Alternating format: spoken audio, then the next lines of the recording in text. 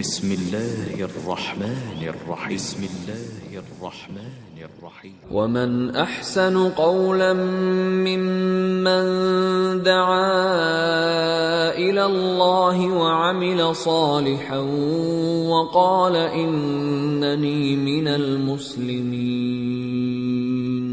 അള്ളാഹുവിങ്കലേക്ക് ക്ഷണിക്കുകയും സൽക്കർമ്മം പ്രവർത്തിക്കുകയും തീർച്ചയായും ഞാൻ മുസ്ലിങ്ങളുടെ കൂട്ടത്തിലാകുന്നു എന്നു പറയുകയും ചെയ്തവനേക്കാൾ വിശിഷ്ടമായ വാക്ക് പറയുന്ന മറ്റാരുണ്ട്? അസ്സലാമു അലൈക്കും വറഹ്മത്തുള്ളാഹി വബറകാതുഹു. ബിസ്മില്ലാഹിർ റഹ്മാനിർ റഹീം. അൽഹംദുലില്ലാഹി റബ്ബിൽ ആലമീൻ റഹ്മാനിർ റഹീം മാലികി യൗമിദ്ദീൻ വസ്സലാത്തു വസ്സലാമു അലാ റസൂലിൽ അമീൻ വഅലാ ആലിഹി വസഹ്ബിഹി അജ്മഈൻ.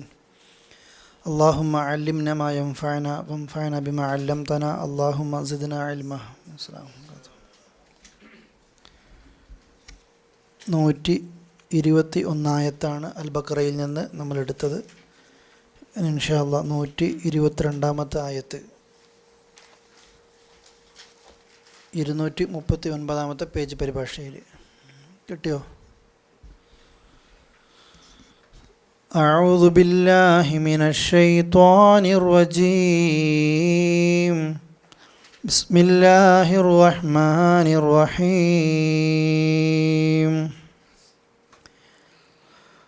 يا بني إسرائيل اذكروا نعمتي التي أنعمت عليكم وأني فضلتكم على العالمين واتقوا يوما لا تجزي نفس عن نفس شيئا ولا يقبل منها عدل ولا تنفعها شفاعة ولا هم ينصرون. وإذ ابتلى إبراهيم ربه بكلمات فأتمهن قال إني جاعلك للناس إماما قال ومن ذريتي قال لا ينال عهد الظالمين.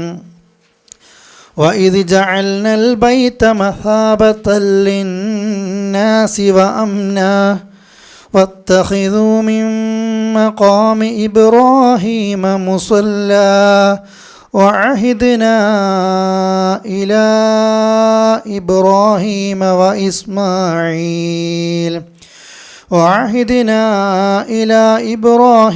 وإسماعيل أن طهر بيتي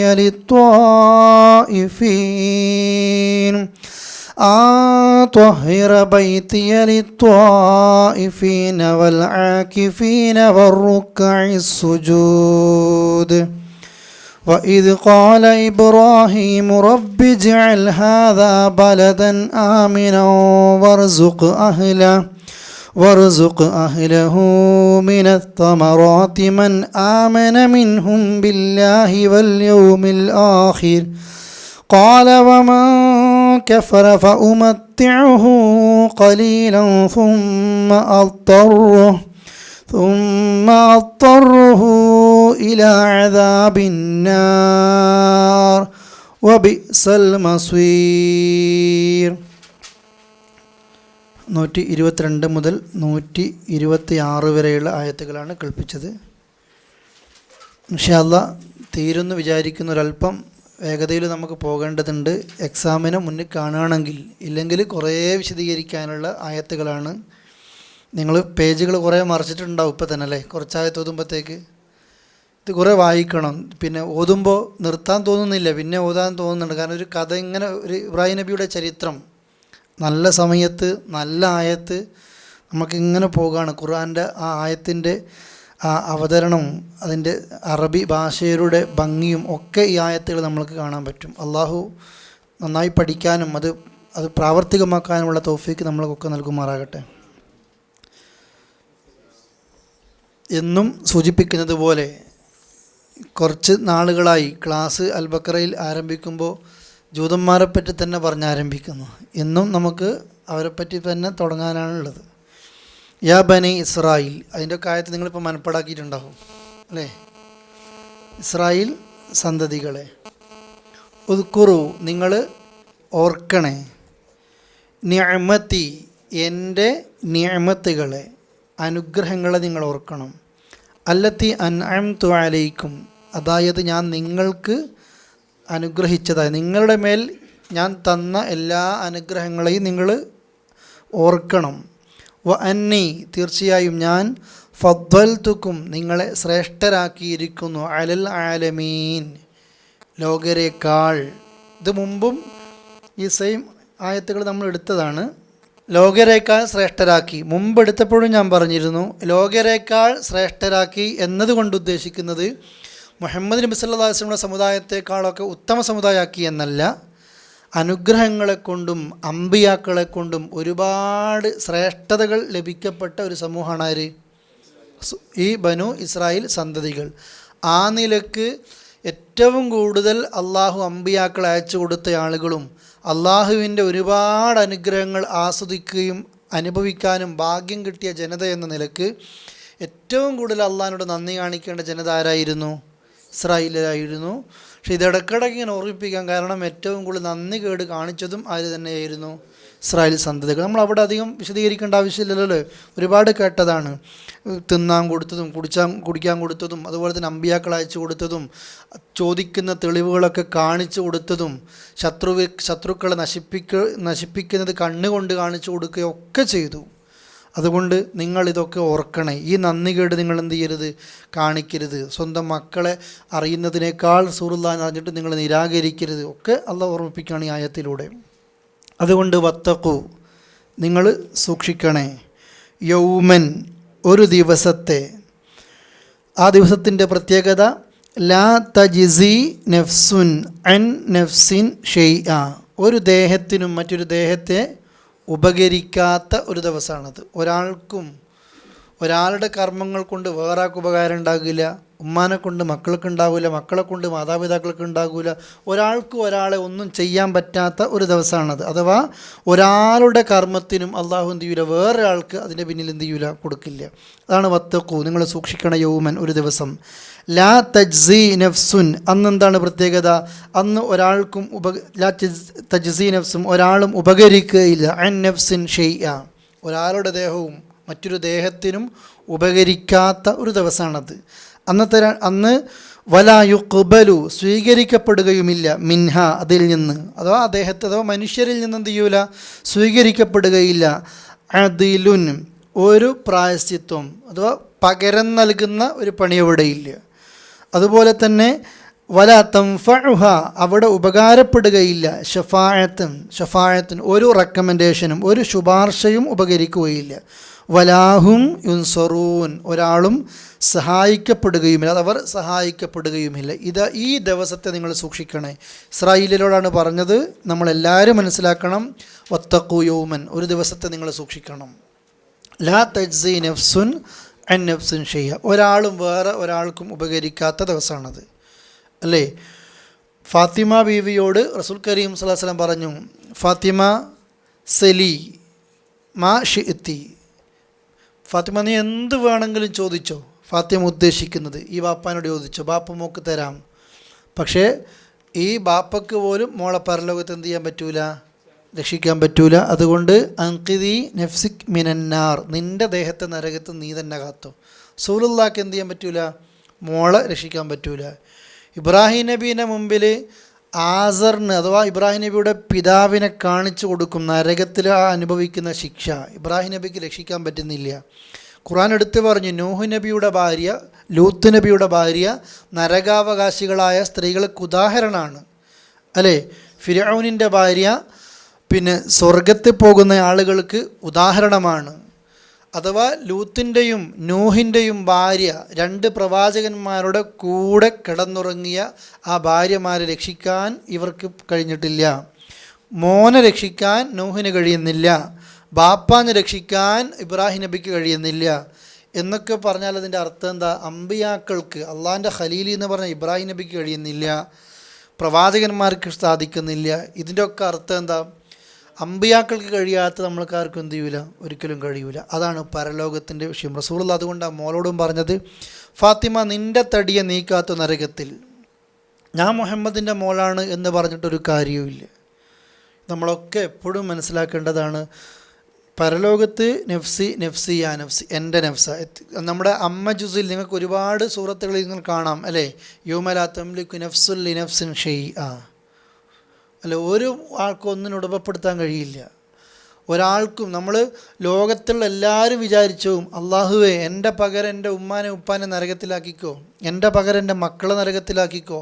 മനുഷ്യൻ വിചാരിക്കും എൻ്റെ പകരം ലോകത്തുള്ള എല്ലാവരും നരകത്തിലാക്കിക്കോ, എന്നെ മാത്രം സ്വർഗത്തിലാക്കിക്കോ.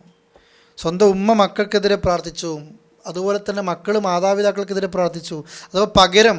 അതുകൊണ്ട് അള്ളാഹ് പറഞ്ഞത്, നീ എന്തെങ്കിലും ചെയ്തിട്ടുണ്ടെങ്കിൽ അത് നിനക്ക് കാണും.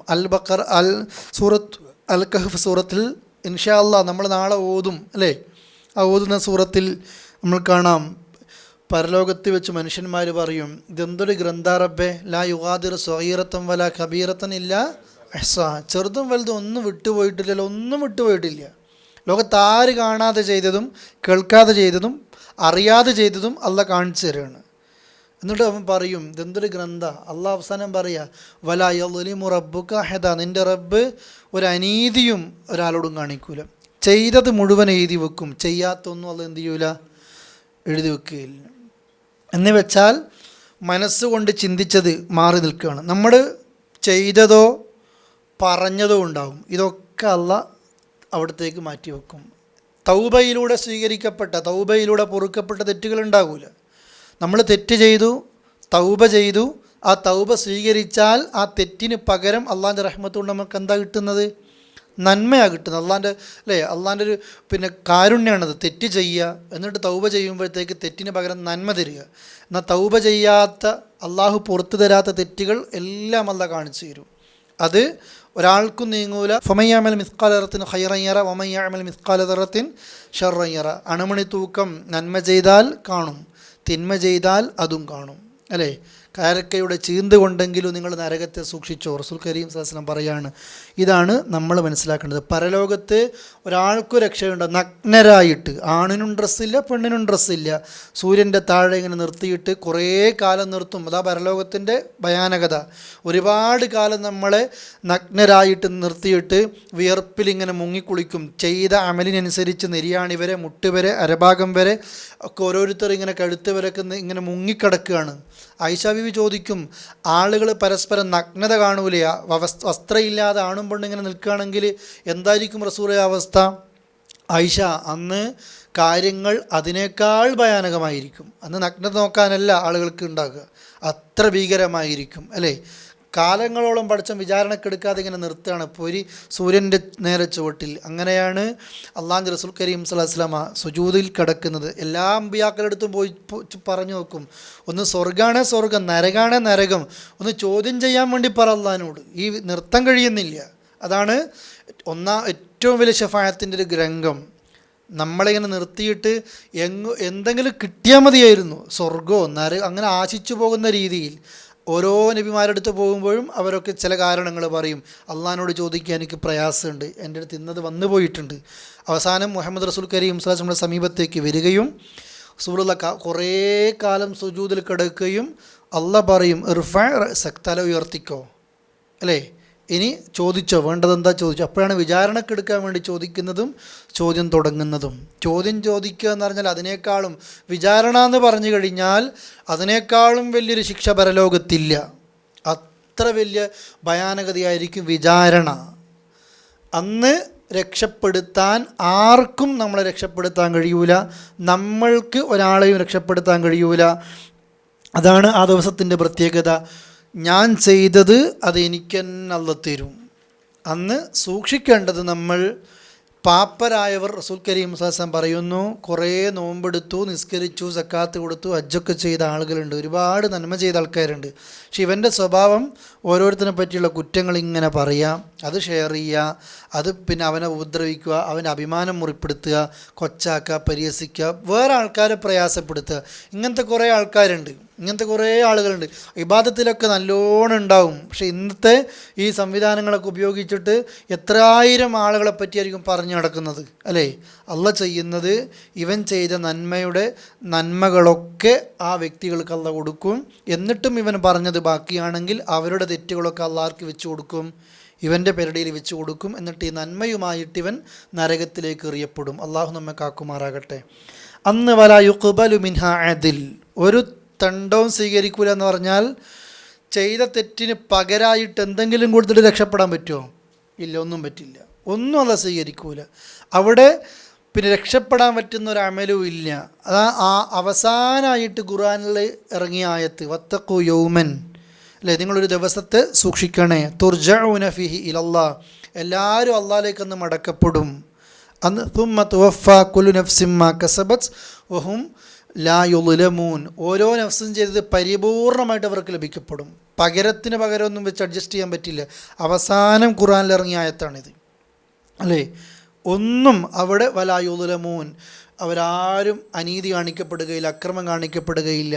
ചെയ്തത് തീർത്തുവല്ല ആ നിലക്ക് കാണിച്ചു തരും. പരിപൂർണമായിട്ട് പ്രതിഫലം തരും. അന്ന് നരകത്തിൽ പോകുന്ന ആളുകളോട് അള്ളാഹുവിനോട് പല ന്യായങ്ങളും പറയുമ്പോൾ, പകരം ചോദിക്കുമ്പോൾ, പ്രായശ്ചിത്തം ചോദിക്കുമ്പോൾ അള്ളാഹ് പറയും ഇഖ്സഉ ഫീഹ, നീചരായി കിടന്ന നരകത്തിൽ വലാ തുകല്ലിമുൻ, ഒരക്ഷരം മിണ്ടിപ്പോകരുത് അല്ലേ. കുല്ലമ അറാദു അൻ യഖ്റുജു മിൻഹ ഉഈദു ഫീഹ, നരകത്തിൽ നിന്ന് ഇങ്ങനെ പുറത്തേക്ക് വരാൻ ഉദ്ദേശിക്കുമ്പോഴൊക്കെ അതിലേക്ക് തന്നെ വരും. കുല്ലമ നളിജത്ത് ജുലൂദുഹും ബദ്ദൽനാഹും ജുലൂദ, തൊലി ഇങ്ങനെ ഉരുകി തീരുമ്പോൾ അള്ള എന്താ ചെയ്യുന്നത്? പകരം തൊലികൾ കൊടുക്കും. നമ്മൾ തേച്ച് മിനുക്കി ലോഷം പുരട്ടി മൊഞ്ചാക്കിയ ഈ തൊലി അന്ന് നമ്മൾക്കെതിരെ സാക്ഷി പറയുമ്പോൾ നമ്മൾ ചോദിക്കും, നീ എന്തിനാ എനിക്കെതിരെ സാക്ഷി പറയുന്നത്? തൊലികൾ പോലും പറയും അന്തഖനല്ലാഹ്, ഇന്ന് അള്ളാഹുവാണ് ഞങ്ങളെ കൊണ്ട് സംസാരിപ്പിച്ചത് അല്ലേ. ഇതാണ് ആ നിലക്കുള്ള ഒരവസ്ഥ. ഒക്കെ നമ്മൾ പഠിക്കുക. പകരമായിട്ടോ ഇവിടെ നമുക്ക് വേറെന്തെങ്കിലും കൊടുത്താൽ ഇതിൽ നിന്ന് രക്ഷപ്പെടാം. ഇത് നമ്മൾ ഓരോരുത്തരും സൂക്ഷിക്കേണ്ട. ഞാൻ എന്നെ സൂക്ഷിക്കണം, നിങ്ങൾ നിങ്ങളെ സൂക്ഷിക്കണം അല്ലേ. അള്ളാഹുവിൻ്റെ റസൂൽ കരീം സല്ലല്ലാഹു അലൈഹി വസല്ലമ ഞാൻ പലപ്പോഴായി സൂചിപ്പിച്ചു, ഒരു ഗ്രഹണ നമസ്കാരം നിസ്കരിച്ചപ്പോൾ നരകത്തിനെ ഇങ്ങനെ കണ്ടപ്പോൾ അത് കഴിഞ്ഞിട്ടാണ് പറഞ്ഞത്, ജനങ്ങൾ സൂക്ഷിച്ചോ, ഒരു കാരക്കയുടെ ചീന്ത കൊണ്ടെങ്കിലും നിങ്ങൾ എന്ത് ചെയ്തോ, സൂക്ഷിച്ചോ അല്ലേ. സ്ത്രീകളോട് പെരുന്നാൾ നമസ്കാരം കഴിഞ്ഞപ്പോൾ പ്രത്യേകിച്ച് പിന്നെയും പറഞ്ഞു, നിങ്ങൾ നരകത്തിൽ സ്ത്രീകളെ ധാരാളം സ്വതക്ക ചെയ്തോ, കൂടുതൽ നരകത്തിൽ കാണുന്നത് ആരെയാണ്? നിങ്ങളെയാണ് കാണുന്നത്. ആണിനോടും പറഞ്ഞു, പെണ്ണിനോടും പറഞ്ഞു. വലാ തൻഫഉഹ ശഫാഅ, ഒരാളുടെയും ശുപാർശ അവിടെ ഉപകരിക്കൂല. ദുനിയാവിൽ ശുപാർശ നന്നായിട്ട് ഉപകരിക്കും അല്ലേ. എല്ലാവരും രക്ഷപ്പെടുന്നത് എന്തുകൊണ്ടാണ്? ഈ ശുപാർശകന്മാരെന്നുള്ളത് കൊണ്ടാണ്. രാഷ്ട്രീയക്കാരും സംഘടനക്കാരും നേതാക്കന്മാരും അനുയായികളും എല്ലാ ഗുണ്ടകളും അവർക്കൊരാളെ കൊല്ലാൻ ധൈര്യം കിട്ടും. ഞാൻ കൊന്നാലും എൻ്റെ പകരം ജയിലിൽ പോകാൻ വേറെ ആളുണ്ട്, എന്നെ രക്ഷപ്പെടുത്താൻ വേറെ ആളുണ്ട്. ഞാൻ കൊല്ലും, എന്നെ ഇന്നയാൾ പിടിക്കും, ഇന്ന സ്റ്റേഷനിലേക്ക് ഞാൻ എത്തും, ഇന്ന കോടതിയിൽ ജഡ്ജിൻ്റെ വീട്ടിലേക്ക് പോകരുത് നമ്മുടെ നാട്ടിൽ കേസാണ്. പക്ഷേ ജഡ്ജിക്ക് വരെ മുൻകൂട്ടി അറിയായിരിക്കും ഇന്നയാൾ കൊല്ലാൻ പോകുന്നുണ്ട്, ഈ സമയത്ത് എൻ്റെ അടുത്തേക്ക് എത്തും, ഞാൻ വിടണം. എല്ലാ വകുപ്പും പഠിച്ചിട്ടാണ് എന്ത് ചെയ്യുന്നത്, പണി നടത്തുന്നത്. ദുനിയാവിൽ അങ്ങനെയാണ്. പണക്കാർക്ക് രക്ഷപ്പെടാൻ, സാധനങ്ങൾക്ക് രക്ഷപ്പെടാൻ ഒക്കെ ഇവിടെ ചെയ്യാം. പക്ഷെ അള്ളാഹിൻ്റെ മുമ്പിൽ അങ്ങനെയല്ല. ഒരാൾക്കും ശുപാർശ ഉണ്ടാകില്ല. പലരും ഇങ്ങനെയുണ്ട്. അള്ളാഹിൻ്റെ റസൂലിൻ്റെ ശുപാർശ അല്ലേ, റസൂലുള്ളാഹിൻ്റെ നമ്മുടെ നാട്ടിലൊക്കെ പ്രാർത്ഥിക്കലുണ്ട്, റസൂലിൻ്റെ ശുപാർശ കിട്ടുന്ന ആളുകളുടെ കൂട്ടത്തിൽ അള്ളാഹിൻ്റെ റസൂൽ നീ ഞങ്ങളെ പെടുത്തണേ, റസൂലേ നിങ്ങളെ ശുപാർശ ഞങ്ങൾക്ക് നൽകണമെന്നും പറഞ്ഞിട്ട് ആരോട് പ്രാർത്ഥിക്കുന്നു? റസൂലുള്ളാഹിനോട് പ്രാർത്ഥിക്കുന്നു. നബി സല്ലല്ലാഹു അലൈഹി വസല്ലമയോട് പ്രത്യേകം സഹാബികൾ ചോദിക്കുന്നുണ്ട്, റസൂലേ അങ്ങയുടെ ശുപാർശ കിട്ടാൻ, അങ്ങയുടെ ശഫായത്ത് കിട്ടാൻ എന്താണ് വഴി? റസൂലുള്ളാഹി പറയാണ്, മൻ ഖാല ലാ ഇലാഹ ഇല്ലല്ലാഹ് ഖാലിസൻ മിൻ ഖൽബിഹി, നിഷ്കളങ്കമായിട്ട് ലാ ഇലാഹ ഇല്ലല്ലാഹ് ആരെങ്കിലും പറഞ്ഞാൽ അവർക്കാണ് എൻ്റെ എന്ത് കിട്ടുക? ശഫായത്ത് കിട്ടുക അല്ലേ. അതുപോലെ തന്നെ ഇമാം ബാങ്ക് കൊടുത്തിട്ട് ആ ബാങ്ക് കൊടുക്കുന്നത് പോലെ നമ്മളും പറയുക. ഇമാമിൻ്റെ എന്താണോ മുഅദ്ദിൻ ബാങ്ക് കൊടുക്കുമ്പോൾ പറയുന്നത് നമ്മളും ഏറ്റു പറയുക. അതുപോലെ തന്നെ ഹയ്യാൽ ഫല പറയുമ്പോൾ എന്ത് പറയുക? ലാ ഹൗല വലാ ഖുവത ഇല്ലാ ബില്ലാ പറയുക. സുബഹിക്ക് അസ്സലാത്തു ഖൈറു മിനഹ കൊടുക്കുമ്പോൾ എന്ത് പറയുക? എന്താണ്? അതന്നെ പറയുക അല്ലേ. ചിലപ്പോൾ നമ്മുടെ നാട്ടിലൊക്കെ കാണലുണ്ട് സ്വദഖ്ത വബരിഅത എന്നൊക്കെ പറയുന്നത്. അങ്ങനെ റസൂൽ പഠിപ്പിച്ചിട്ടില്ല, സാന്ദർഭികമായി സൂചിപ്പിച്ചത്. എന്താണോ മുഅദ്ദിൻ ബാങ്ക് കൊടുക്കുമ്പോൾ ചെല്ലുന്നത് നമ്മൾ ഏറ്റു പറയുക. ബാങ്ക് കൊടുത്തു കഴിഞ്ഞാൽ സ്വലാത്ത് ചെല്ലുക, അത് കഴിഞ്ഞിട്ട് അല്ലാഹുമ്മ റബ്ബ ഹാദി ദഅവത്തി താമ്മ എന്ന് ചൊല്ലുക. ആ ചൊല്ലിയ വ്യക്തികൾക്ക് ഹല്ലത്ത് ലഹു ഷഫായത്തി, എൻ്റെ ശുപാർശ ആർക്ക് കിട്ടും? അവർക്ക് കിട്ടും. ഷഫായത്ത് കിട്ടണമെങ്കിൽ, റസൂലുള്ളാഹിൻ്റെ ഷഫായത്ത് കിട്ടണമെങ്കിലുള്ള വഴി ലാ ഇലാഹ ഇല്ലല്ലാഹ് അനുസരിച്ച് ജീവിക്കലാണ്, ഇതുപോലെയുള്ള പ്രാർത്ഥനകൾ ചൊല്ലലാണ്. അല്ലാതെ അള്ളാഹിൻ്റെ റസൂലിനോട് നേരിട്ട് എന്ത് ചെയ്യലല്ല, ശുപാർശ ചെയ്യലല്ല. അള്ളാഹിനോട് പ്രാർത്ഥിക്കാം, നാഥാ അള്ളാഹിൻ്റെ റസൂലിന് ഷഫായത്ത് കിട്ടുന്ന ആളുടെ കൂട്ടത്തിൽ ഞങ്ങൾ ഉൾപ്പെടുത്തണേ എന്നാരോട് പ്രാർത്ഥിക്കാം? അള്ളാഹിനോട് പ്രാർത്ഥിക്കാം. എന്നതിന് പകരം ഇന്ന് കാണുന്നത് പോലെ അള്ളാഹുവിൻ്റെ റസൂലിനെ വിളിച്ചിട്ട് പ്രാർത്ഥിക്കുന്ന എത്രയോ ഷഫായത്തിൻ്റെ വരികൾ കാണാം. അവർക്ക് കിട്ടൂല, ഉറപ്പാണ്. കാരണം അള്ളാഹുവിൻ്റെ റസൂൽ കരീം സ്വല്ലല്ലാഹു അലൈഹി വസല്ലമ ഫാത്തിമ ബീവിയോട് പോലും പറഞ്ഞത്, മോളെ നിന്നെ രക്ഷിക്കാൻ ആർക്ക് കഴിയൂല? എനിക്ക് കഴിയൂല. ഇവിടെയാണ് നമ്മളെ നാട്ടിൽ പിന്നെയും കാണുന്നത്, പിന്നെ എൻ്റെ മുരീദുകളിൽ നല്ലവരില്ലെങ്കിൽ എപ്പോഴും നല്ലവനായിട്ടാരുണ്ട്? ഞാനുണ്ട് എന്ന് മുഹിദ്ദീൻ ഷെയ്ഖ് പറഞ്ഞു എന്ന് പറഞ്ഞിട്ട് മുഹിദ്ദീൻ ഷെയ്ഖിനോട് റെക്കമെൻഡ് ചോദിക്കുന്ന ആളുകളുണ്ട്. മലയാളത്തിലും അറബിയിലും മലയാളത്തിലൊക്കെ ഇത് ചൊല്ലിക്കൊണ്ടേയിരിക്കുന്ന ആൾക്കാരുണ്ട് അല്ലേ? എന്താ ഞാൻ നല്ലവനല്ലെങ്കിലും മുഹിദ്ദീൻ ഷെയ്ഖ് ആരാണ്? നല്ലവരാണ്. അതുകൊണ്ട് മുഹിദ്ദീൻ ഷെയ്ഖിൻ്റെ റെക്കമെൻഡ് കൂടെ എനിക്ക് അങ്ങോട്ട് പോകാൻ പറ്റും, സ്വർഗത്ത് പോകാൻ പറ്റും. ഉദാഹരണം എങ്ങനെയാണ് പറയൽ? വയാതിലൊക്കെ ഉദാഹരണം പറയും. ഇപ്പോൾ ഒരു വീട്ടിൽ സൽക്കാരം നടക്കുകയാണ്, ഒരു ഭാര്യ വീട്ടിൽ സൽക്കാരം നടക്കുകയാണ്. അമ്മോഷൻ കാക്ക ഒരു ചങ്ങാതിയും ഭയങ്കര പകയുണ്ട്, അല്ലെങ്കിൽ അമ്മോഷൻ കാക്ക അത്ര ഇഷ്ടമില്ലാത്ത കുറേ ആൾക്കാരുണ്ട്. ആ ആൾക്കാരിൽ കുറച്ച് ആൾക്കാർ ഈ അമ്മോഷൻ്റെ പുതിയാപ്പിള്ളേൻ്റെ കൂട്ടുകാരാണ്. അപ്പോൾ ഈ പുതിയാപ്പിള്ളേൻ്റെ കൂടെ ഈ ടീമൊക്കെ ഇവൻ്റെ ഭാര്യ വീട്ടിൽ വന്നു കഴിഞ്ഞാൽ അമ്മോഷൻ കാക്ക ഇവർക്കൊക്കെ ഭക്ഷണം കൊടുക്കുകയോ ഇല്ലേ? കൊടുക്കുമല്ലോ. കാരണം ആരോട് ഇഷ്ടമുണ്ട്? പുതിയാപ്പിളയോട് ഇഷ്ടമുള്ളത് കൊണ്ട് വെറുപ്പുള്ള ആൾക്കും ഭക്ഷണം കൊടുക്കും. ഇതുപോലെ അള്ളാഹ്ക്ക് കുരുത്തക്കേട് കാണിക്കുന്ന തോന്നിവാസങ്ങൾ ചെയ്യുന്ന പലരോടും വെറുപ്പുണ്ടെങ്കിലും അള്ളാഹ്ക്ക് ഇഷ്ടമുള്ള മുഹിദ്ദീൻ ഷെയ്ഖിൻ്റെ കെയറോഫ് കൂടെ വരുമ്പോഴാണെങ്കിൽ ഇതൊക്കെ എന്തു ചെയ്യും? അങ്ങ് രക്ഷപ്പെടും എന്ന ധാരണയിലാണ് ചില ആളുകൾ ഇതൊക്കെ ചെയ്യുന്നത് അല്ലേ? സാധാരണ പറയലുണ്ട്, പിന്നെ ഇങ്ങനെ ഈ സങ്കല്പം വലിയ പരലോകത്ത് സ്റ്റേജ് കെട്ടി വിളിച്ചു പറയുന്ന പോലെയാണെന്നൊക്കെ നമ്മൾ ഒരു തമാശക്ക് പറയലുണ്ട്. ഓരോരുത്തർ മുഹിദ്ദീൻ ഷെയ്ഖിൻ്റെ കത്ത് കിട്ടിയോല് ഒരു ഭാഗത്ത്, റിഫായി ഷെയ്ഖിൻ്റെ കത്ത് കിട്ടിയോല് വേറെ ഭാഗത്ത്, റസൂലുള്ളാഹിൻ്റെ കത്ത് കിട്ടിയോല് വേറെ ഭാഗത്ത്. ഷഫായത്ത് ദുനിയാവെന്ന് ചോദിച്ചവർക്കൊക്കെ റെക്കമെൻഡും കൊണ്ട് ഓരോരുത്തരൊക്കെ അല്ലിങ്ങനെ സ്വർഗത്തിലാക്കി ആരോടും ചോദിക്കാത്തൊരു സെൽഫികളുണ്ടാകുക. നേരിട്ട് അള്ളാഹിനോട് മാത്രം പ്രാർത്ഥിച്ചോല്. മുഹിദ്ദീൻ ഷെയ്ഖിൻ്റെ കത്തില്ല, റസൂലുള്ളാഹിൻ്റെ കത്തില്ല, റിഫായിൻ്റെ കത്തില്ല, അതുപോലെ നഫീസത്ത് ബീവിൻ്റെ കത്തില്ല, ആരുമില്ല. കത്തില്ലാത്തതുകൊണ്ട് നിങ്ങളൊക്കെ നരകത്തിൽ പോയിക്കൊന്ന് പറയുന്നൊരവസ്ഥ വരുമോ? ഇല്ല. അതുകൊണ്ട് പരലോകം എന്ന് പറഞ്ഞാൽ ഒരാളുടെയും ശുപാർശ ഉപകരിക്കൂല. എൻ്റെത് ഞാൻ തന്നെ ചെയ്യണം. ഇബ്രാഹിം നബിക്ക് അത്ര മതി നമുക്ക് ചിന്തിക്കാൻ. സ്വന്തം ബാപ്പാനെ രക്ഷിക്കാൻ പറ്റില്ല. നൂഹ് നബിക്ക് മോനെ ഭാര്യയെ രക്ഷിക്കാൻ പറ്റില്ല. ലൂത്ത് നബിക്ക് ഭാര്യയെ രക്ഷിക്കാൻ പറ്റുന്നില്ല. ഫിർഔനിൻ്റെ ഭാര്യ സ്വർഗത്തിൽ, ഫിർഔൻ നരകത്തിൽ. നിങ്ങൾ നോക്കി, ഇതാണ് പരലോകത്തെ അവസ്ഥ അല്ലേ?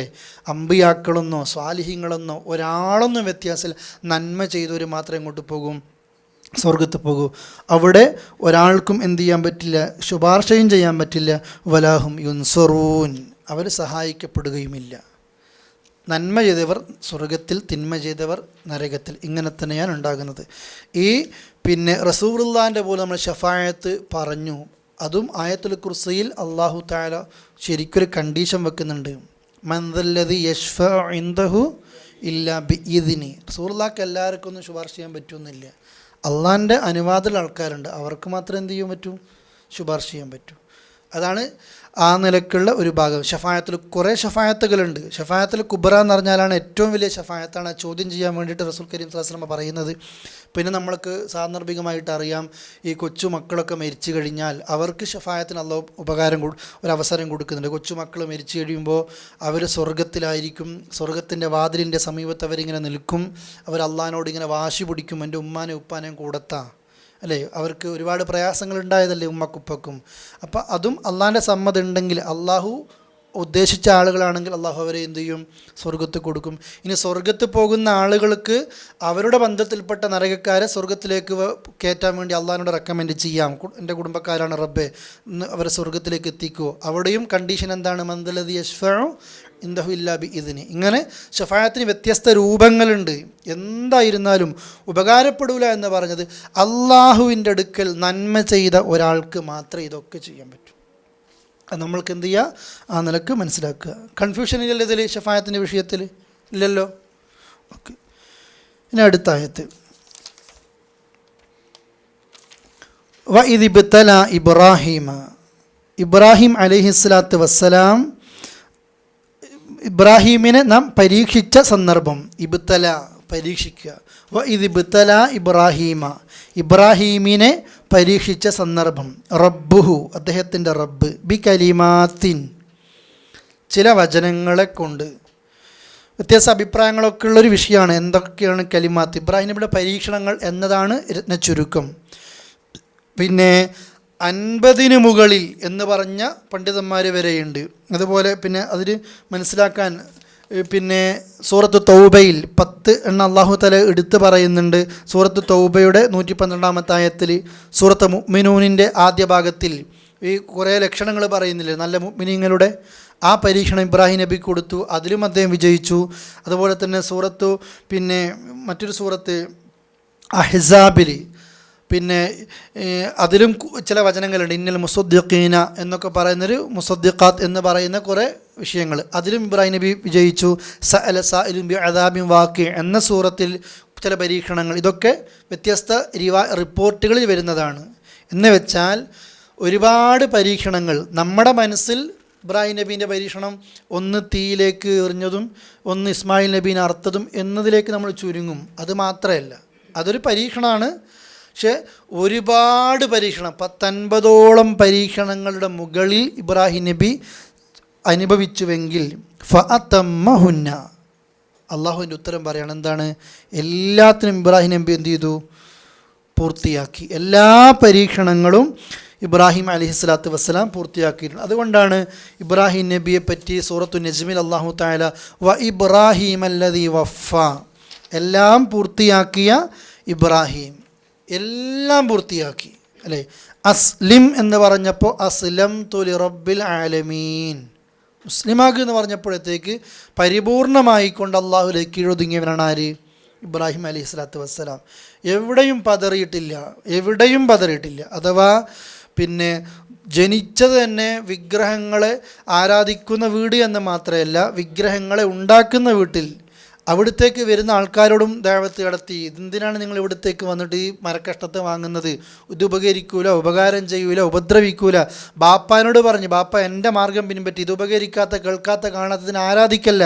സൂറത്തു മറിയമിൽ നമുക്കത് കാണാം. ബാപ്പ യാ അബത്തി എന്നിങ്ങനെ പറയുന്നത്. ലാ തഅബുദു ഷൈത്താൻ, പിശാചിനെ നിങ്ങൾ ആരാധിക്കല്ലേ.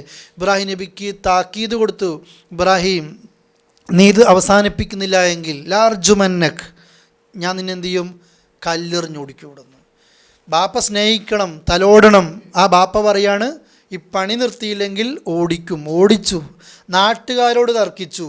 നമ്രൂദ് അല്ലേ, നമ്രൂദ് ബിൻ കൻആൻ, അദ്ദേഹത്തോട് തർക്കിച്ചു. അദ്ദേഹം തീക്കുണ്ടാരൊരുക്കി. ചരിത്രത്തിൽ കാണാം, ഇബ്രാഹിം നബീനെ കത്തിക്കുന്ന തീ, ആ തീയുടെ ചൂട് അധികരിക്കാൻ വേണ്ടിയിട്ട് എല്ലാവരും നേർച്ചയാക്കുമായിരുന്നു. ഒരു വീട്ടിലത്തെ ഒരു കുട്ടിക്ക് അസുഖം വന്നാൽ ആ ഉമ്മ നേർച്ചയാക്കും, ഇബ്രാഹിമിനെ കത്തിക്കുന്ന തീക്ക് എൻ്റെ വക ഇത്ര വർഗ്, എൻ്റെ വക ഇത്ര എണ്ണ. എന്തിനാണത്? മാസങ്ങൾക്ക് മുമ്പ് അതിങ്ങനെ കത്തിച്ചു. ഒരു പറവ പറഞ്ഞു പോയാൽ അത് കരിഞ്ഞു പോകും, അത്ര ചൂടുണ്ട്. അതിലേക്കാണ് ഒരു കഥയല്ല, യാഥാർത്ഥ്യം സംഭവിക്കുന്നത്. പച്ചയിലൊരു മനുഷ്യൻ എന്ത് ചെയ്യുന്നത്? എറിയുന്നത്. ഇബ്രാഹിം നബിനെ തീയിലേക്ക് വലിച്ചെറിഞ്ഞു അല്ലേ. ഇബ്രാഹിം അവിടെയും പതറിയില്ല. ജിബ്രീൽ ചോദിച്ചു, സഹായം വേണോ? അമ്മ അമീൻ കഫല, നിൻ്റെ അടുത്ത് ഒരു സഹായം എനിക്ക് വേണ്ട. അമ്മ അമീൻ അള്ളാഹിനെ എടുക്കുകയാണെങ്കിൽ ഞാൻ എന്ത് ചെയ്യും? ആ സഹായം തോടും. അവിടെ ഇബ്രാഹിം നബി തീയിലേക്ക് എറിഞ്ഞപ്പോൾ ഹസ്ബുൻ അള്ളാഹ് എന്ന് പറയും, എനിക്കെൻ്റെ അള്ളാഹ് മതി അല്ലേ. അതാണ് നമ്മൾ ഏത് സമയത്തും പറയേണ്ടത്. എന്ത് പരീക്ഷണത്തിലേക്ക് എറിയപ്പെടുമ്പോഴും ഏത് പ്രയാസം വരുമ്പോഴും എനിക്കെൻ്റെ അള്ളാഹ് ഉണ്ട് കൂടെ. ഇബ്രാഹിം നബി അത് പറഞ്ഞു. അതുകൊണ്ടാണ് അള്ളാഹു തആല തീയോട് എന്ത് പറഞ്ഞത്? കൂനി ബർദൻ, തണുപ്പാക്. പോരാ, തണുപ്പായാൽ പോരാ, തണുപ്പ് കൊണ്ട് മരിച്ചു പോകും അല്ലേ. എന്താ തീയോടുള്ള പറഞ്ഞത്? ബർദൻ വസ്സലാമ, രക്ഷയും വേണം. തണുപ്പ് എന്ന് മാത്രമല്ല പറഞ്ഞില്ല, തണുപ്പ് കൊണ്ട് ആളുകൾക്ക്, ചൂടിനേക്കാൾ ആളുകൾ പെട്ടെന്ന് ഇവിടെയൊക്കെ മരിക്കലെപ്പോഴാണ്? തണുപ്പത്താ മരിക്കുക, പെട്ടെന്ന് മരിക്കുക. അതുകൊണ്ട് നരകത്ത് ചൂട് കൊണ്ട് ശിക്ഷയുണ്ട്, തണുപ്പ് കൊണ്ട് ശിക്ഷയുണ്ട് അല്ലേ. അതുകൊണ്ട് അള്ളാഹ് തീയോട് എന്ത് പറഞ്ഞു? തണുപ്പും വേണം, സലാം, രക്ഷയും വേണം. അങ്ങനെ പിന്നെ ഒരുപാട് തവണ പിശാച് ഇബ്രാഹിം നബീനെ തെറ്റിക്കാൻ നോക്കി, കഴിയില്ല. ശൈത്താൻ ഉറപ്പിച്ചു. മിനയിൽ വെച്ച് ഇസ്മായിൽ നബീനെ അറക്കാൻ വേണ്ടി പറഞ്ഞപ്പോൾ ഇത്തവണ ഇബ്രാഹിമിനേക്ക് ആകെ ഒന്ന് മാറ്റാൻ കഴിയുമെന്ന് വിചാരിച്ചു. കാരണം അമ്പിയാക്കൾക്ക് കൊടുക്കുന്ന വഹിയിൽ ഏറ്റവും ഡോസ് കുറഞ്ഞ വഹി ഏതാണ്? സ്വപ്ന. ചെറുത്, ഏറ്റവും കനം കുറഞ്ഞ വഹി സ്വപ്നാണ്. ഇബ്രാഹിം നബി സ്വപ്നത്തിൽ കണ്ടതാണ് മോൻ അറുക്കണമെന്ന്. ഇബ്രാഹിം നബി വിചാരിച്ചില്ല അതൊരു സ്വപ്നമല്ലേ, ചിലപ്പോൾ ഒന്നും കൂടെ വരികയായിരിക്കും, അല്ലെങ്കിൽ അതൊന്നും അള്ളാഹിൻ്റെ തീരുമാനം വരട്ടെ എന്നിട്ട് ചെയ്യുന്നില്ല അല്ലേ. മോനെ വിളിക്കുന്നു, ഇന്നി അറാഫിൽ മനാം, മോനെ ഞാൻ സ്വപ്നത്തിൽ കാണുകയാണ്, അന്നി അത് ബഹുക്ക്, ഞാൻ നിന്നെ അറക്കുന്നത്, ഫൻലുർ മാതാ തറ, എന്താ നിൻ്റെ അഭിപ്രായം. ഉടനടി പടച്ചോൻ കാണിച്ചെടുത്ത സ്വപ്നം അത് അപ്പം തന്നെ. ഇപ്പം മോൻ അതിനും നല്ല മറുപടി, ബാപ്പ ഇഫ് അൽ മാത്തു ഉമർ, അള്ളാഹ് എന്താണോ കൽപ്പിച്ചത് ചെയ്തോ, സതജിദുനി ഇൻഷാ അള്ളാഹ് മിന സ്വാബിരീൻ, ക്ഷമിക്കുന്ന ആൾക്കാരുടെ കൂട്ടത്തിൽ പരലോകത്ത് നിങ്ങൾക്ക് എന്നെ കാണാം അല്ലേ. അങ്ങനെയാണ് കത്തിയും കയറും പിടിച്ച് മിനയിലേക്ക് പോകുന്നത്. പിശാച് അവിടെ വെച്ച് വിചാരിച്ചു തെറ്റിക്കാം, ഇബ്രാഹിം നബി എറിഞ്ഞോടിച്ചു അല്ലേ. അങ്ങനെയാണ് ചെരിച്ച് കിടത്തി കത്തി വെച്ചിട്ട് എന്നിട്ട് അറുക്കുന്ന ഉറപ്പായി.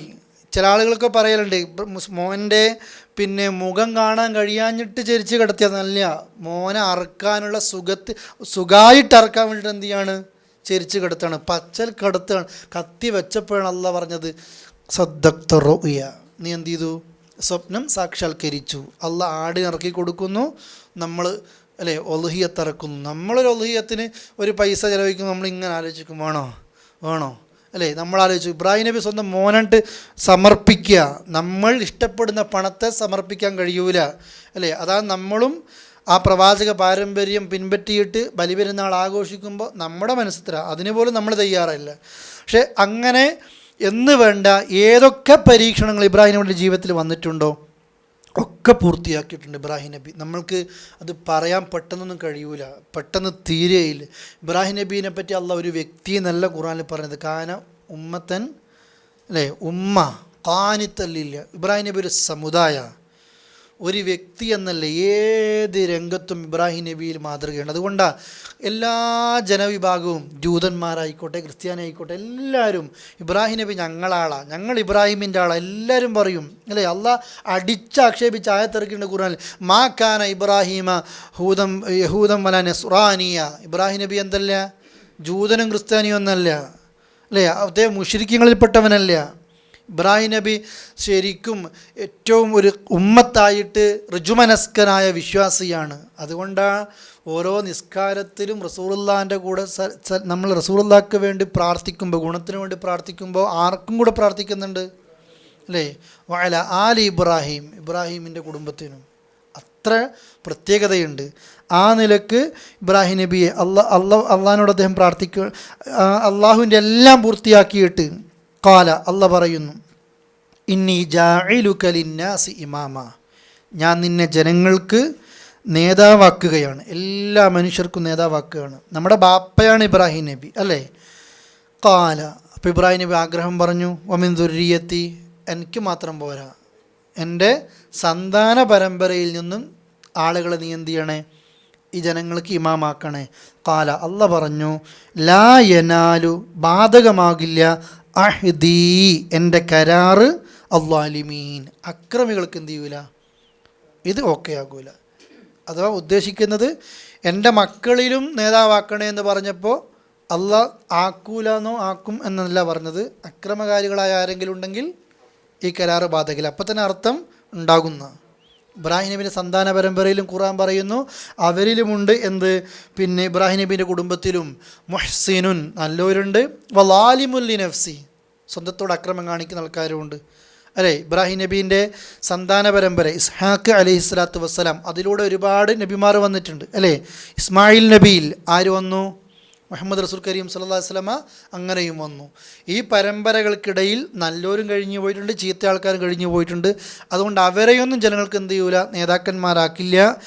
ഈ ആയത്തും ഇതിൻ്റെ വിശദീകരണവും വെച്ചിട്ടാണ് ഉസൂലി പണ്ഡിതന്മാർ പിന്നെ ഇതുപോലെ അക്രമം കാണിക്കുന്ന ആളുകൾ, അല്ലെങ്കിൽ ആ നിലക്ക് മര്യാദ ഇല്ലാത്ത ആളുകളെ നേതാവാക്കാൻ പറ്റൂല എന്ന് ഫഹ്മ് ചെയ്തെടുത്തത്. മനസ്സിലായല്ലോ. ഇതിലേറ്റവും പ്രധാനപ്പെട്ടത് ഒന്ന്, ഇബ്രാഹിം നബിയുടെ ഒന്നാമത്തെ ഗുണം എല്ലാം പൂർത്തിയാക്കി, ജീവിതത്തിൽ അള്ളാഹു എന്ത് പറയുന്നു പൂർത്തിയാക്കി. അതുകൊണ്ടാണ് പിന്നെ അതിൻ്റെ പരിപൂർണമായിട്ട് ഇബ്രാഹിം നബി എല്ലാം പൂർത്തീകരിച്ചു. ചില ലേഖനങ്ങളിൽ മലയാളത്തിലുണ്ടായിരുന്നു, പിന്നെ ഇബ്രാഹിം നബി ഒരു ഭരണ സംവിധാനം ഉണ്ടാക്കിയിട്ടില്ല, ഒരു രാജാവായിട്ടോ നാട്ടിൽ ഭരണം കെട്ടിപ്പടുത്തിട്ടോ ആ നിലക്ക് പൂർത്തിയാക്കിയിട്ടില്ല എന്ന് പറഞ്ഞിട്ട് ഒരു കുറവ് അവിടെ ഇങ്ങനെ വെക്കുന്നത്. അള്ളാഹിൻ്റെ ഖുർആൻ ഇബ്രാഹിം നബീനെ പറ്റി പറഞ്ഞത് എന്താണ്? എല്ലാം പൂർത്തിയാക്കി, വേണ്ടതൊക്കെ പൂർത്തിയാക്കി. 2, ഇബ്രാഹിം നബി ജനങ്ങളോട് പ്രഖ്യാപിച്ചൊരു കാര്യമുണ്ട്. ജനങ്ങളെ, ഞാനും എന്നിൽ വിശ്വസിച്ച ആളുകളും ഇന്ന ബുറാ ഉമിക്കും, നിങ്ങളിൽ നിന്ന് പരിപൂർണമായിട്ട് ഒഴിവാണ്. ബറാഅത്തിന് ചില പരിപൂർണമായിട്ട് ഒഴിവാക്കുക. മിമ്മ തഅബുദ്, നിങ്ങൾ ആരാധിക്കുന്നതിനെ തൊട്ട്. അതുപോലെ തന്നെ ഞാനും നിങ്ങളും തമ്മിൽ ശത്രുവാണ്. വബദാ ബൈനന വബൈനക്കുമുൽ അദാവത്ത് വൽ ബഗ്ളാ, നമുക്കും നിങ്ങൾക്കിടെ ശത്രുതയുണ്ട്.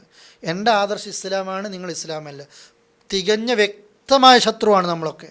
വ്യക്തിയും തമ്മിലല്ല, ഈ മതവും നിങ്ങളുടെ മതവും തമ്മിൽ ശത്രുതയില്ല, ഒരിക്കലും യോജിക്കൂല. നിങ്ങൾ അള്ളാഹിലേക്ക് വിശ്വസിക്കുന്നത് വരെ. ഇബ്രാഹിം നബീനെ അള്ളാഹ് തീവ്രവാദിയാക്കി മുദ്ര കുത്തിയിട്ടില്ല. ഇന്ന് മതം ശരിക്കും ഉൾക്കൊണ്ടുകൊണ്ട് ജീവിക്കുന്ന ആളുകളെ ലോകം തീവ്രവാദിയാക്കാൻ ശ്രമിച്ചു കൊണ്ടിരിക്കുന്നു.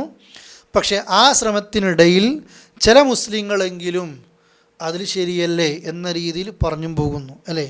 ഒരിക്കലും അള്ളാഹിൻ്റെ സഹായം ഉണ്ടാകൂല.